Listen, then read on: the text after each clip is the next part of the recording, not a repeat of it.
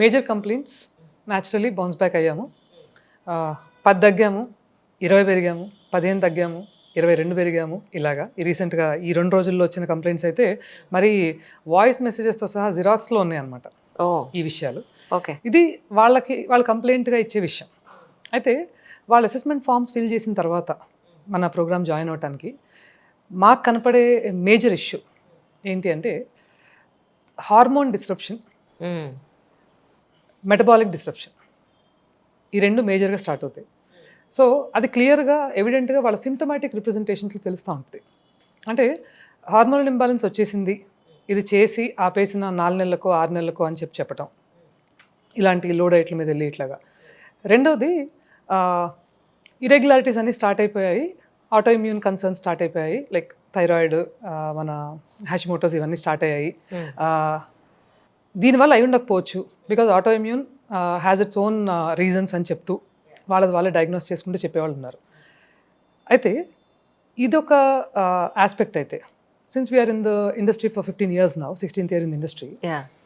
ఈ 15 ఏళ్ల నాడు ఏ 25లోనూ ఉండి ఇలాంటి లో డైట్ల మీద వెళ్ళి పెళ్ళిళ్ళ కోసమని ఆటికని ఇటుకని 23, 25లో ఉండి పెళ్ళిళ్ళు అయిపోయి పిల్లలు పుట్టేసి 40s ఎంటర్ అయ్యే టైంలో వీళ్ళు సఫర్ అవుతున్న కన్సర్న్స్ అన్నీ ఇన్ని కాదు.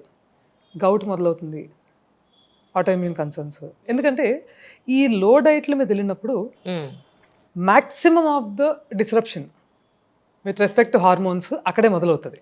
చాలా మందిలో నేను చూసిందేంటంటే మామూలుగా కింద కూర్చోలేని పరిస్థితుల్లో ఉంటారు వాళ్ళు. అంత హెవీ బాడీ కావచ్చు, ఇంటర్నల్ ఉన్న హెల్త్ ఇష్యూస్ కావచ్చు. అలాంటి వాళ్ళకి ఇంకా డైట్ ఒక్కటే మార్గమా అని అంటే బేసిక్గా I always tell this, fitness చేయకుండా ఓన్లీ డైట్ల మీద తగ్గిస్తామంటే వాళ్ళ జోలికి వెళ్ళొద్దు అని నేను ఇప్పుడు అదే చెప్తా. అయితే ఈ ఫిట్నెస్ ఎవరికి ఎంత చేయిస్తున్నాము అనేది ఇంపార్టెంట్. ఇప్పుడు మీరు అడిగిన కింద కూర్చోలేని పరిస్థితి కూడా ఉన్న వాళ్ళు ఉంటారు, మన ప్రోగ్రామ్స్లో జాయిన్ అవుతారు. ఫిట్నెస్ అంటే ఏంటి? Mobility, speed, stamina, strength, endurance, ఇవి కదా, and the likes of them. Correct. ఇప్పుడు కింద కూర్చోలేకపోవడం అనేది నీకు ఫిట్నెస్ లేకపోవడమే కదా. అంతే కదా. కింద కూడా కూర్చోలేకపోతే తనతో basics like getting to improve her mobility చేయించడం కూడా ఫిట్నెస్. కరెక్ట్. అవి చేయిస్తూ lifestyle, everyday activity, breath work, posture corrections, ఇవన్నీ ఎవరైనా చేయగలరు కదా. ఇప్పుడు మీరు చెప్పిన అట్లీస్ట్ మీరు చెప్పిన type of women or man చేయగలరు కదా. అవును. ఇవి చేయిస్తాం.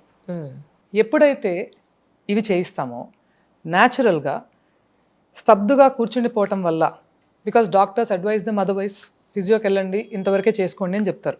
ఆ ఫిజియోకి వెళ్ళినా అంతవరకే చేసుకోవడానికి కూడా అనారోగ్యాల వల్ల డాక్టర్స్ చెప్పిన అడ్వైజ్ ఫాలో కాలేరు.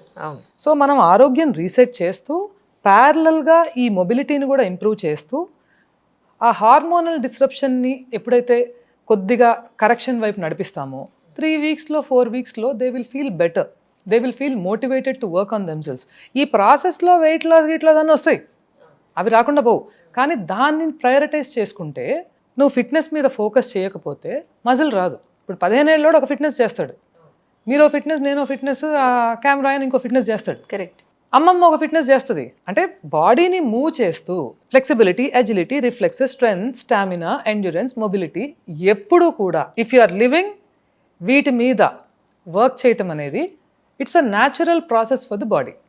దాన్ని మనం పాడు చేయకూడదు. అవి రీసెట్ చేసుకుంటూ, that is health and fitness, everyday fitness మనం సెట్ చేసుకుంటూ తర్వాత మనం జిమ్కో, ఓ మ్యారథాన్కో, ఒక స్పోర్ట్కో అర్హత సాధిస్తాం అంజలి. కరెక్ట్. సో ఎలాంటి వాళ్ళకైనా లో డైట్లు అనేవి టెంపరీ ఫిక్సే. ఇనీషియలీ చెప్తా ఉంటారు, అసలు ఈ డైట్ మీద వెళ్ళటం వల్ల నాకు ఇన్సులిన్ ఇదైపోయింది, నాకు ఇది తగ్గిపోయింది అని. న్యాచురల్ కదా. లో డైట్ మీద వెళ్ళి అంత డ్రాస్టిక్గా క్యాలరీస్ కట్ డౌన్ చేసినాక టెంపరీ హెల్త్ రిపోర్ట్స్ అనేవి న్యాచురలే.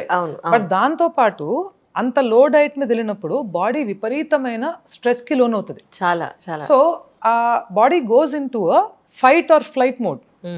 అది నేను ఫైట్ చేయాలి, ఏదో జరిగిపోయింది నాకు అని ఒక మోడ్లోకి వెళ్ళిపోద్ది. అది ఎప్పుడైతే ఆ మోడ్లోకి వెళ్ళి అది భయంగా ఉంటుందో ఆపేయగానే ఇమీడియట్గా ఆర్ ఆ ప్రాసెస్లో కూడా హార్మోనల్ ఇంబ్యాలెన్సెస్ హెవీ అయిపోయి those are the triggers for the autoimmune diseases like gout. And గౌటే కాదు, ఆటోఇమ్యూన్ డిసీజ్ ఎన్ని ఉన్నాయి? Celiac disease is autoimmune disease, Hashimoto's, ఇవన్నీ ఆటోఇమ్యూనే కదా. ఈ autoimmune diseases they trigger the metabolic syndrome. Right. Metabolic syndrome is your insulin sensitivity issues, insulin resistance, type 2 diabetes. ఆటోఇమ్యూన్లో type 1 వస్తుంది. కొన్నిటిని రివర్స్ చేసుకోలేని పరిస్థితికి 40కో 45కో వెళ్ళిపోతే అవును. ఆ వెనక్కి వచ్చిన వాళ్ళని ట్రైన్ చేయటము, మెంటల్గా ట్రైన్ చేయటం, రీసెట్ చేయటం, వాళ్ళు డిప్రెషన్లోకి లో అయిపోతుంటే వాళ్ళని హ్యాండిల్ చేయలేక చచ్చిపోతున్నాం అంజలి. ఈ రీసెంట్ 2-3 ఇయర్స్లో ఎంత ఘోరంగా సఫర్ అవుతున్నారంటే, ఓ 3 నెలలు 4 నెలలు చేస్తారు. ఆన్ ద రికార్డ్ చెప్తున్నా అంజలి నేను, అసలు ఎట్లా ఉన్నారంటే వెనక ముందు ఆలోచించకుండా ఫ్రాటర్నిటీ వాళ్ళ పాకెట్స్ ఫిల్ చేసుకోవడానికి ఇల్లు కొల్లగొడుతున్నారు, ఒంటిని కొల్లగొట్టడం ద్వారా.